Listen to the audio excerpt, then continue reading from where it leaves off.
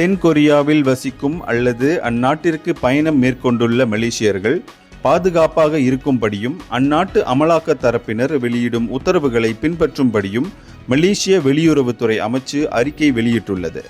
தென்கொரியாவில் இராணுவ சட்டங்கள் மீட்கப்பட்டதை அடுத்து நிலைமை வழக்கத்திற்கு திரும்பியுள்ளதாக நேற்று வெளியிட்ட அறிக்கையில் அமைச்சு குறிப்பிட்டது.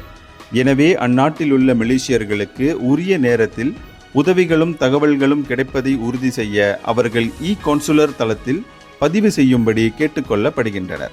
மேலும் அந்நாட்டு நிலவரத்தை அமைச்சு தொடர்ந்து கவனமுடன் கண்காணிக்கும் என்று வெளியுறவுத்துறை அமைச்சு குறிப்பிட்டுள்ளது. முன்னதாக தென்கொரிய அதிபர் யூன் சுக் நேற்று அதிகாலை அவசர நிலை பிரகடனத்தை ரத்து செய்வதாக செய்திகள் வெளிவந்துள்ளன. எதிர்க்கட்சியினர் நாட்டை முடக்க முற்பட்டதாக காரணம் கூறி யூன் அவசர நிலை பிரகடனத்தை அறிவித்த 6 மணி நேரத்திற்கு பிறகு அதனை ரத்து செய்ய அந்நாட்டு மேலவை தீர்மானத்தை நிறைவேற்றியது என்பது குறிப்பிடத்தக்கது. இந்தியர்களின் இதய குரல் மக்களோசை.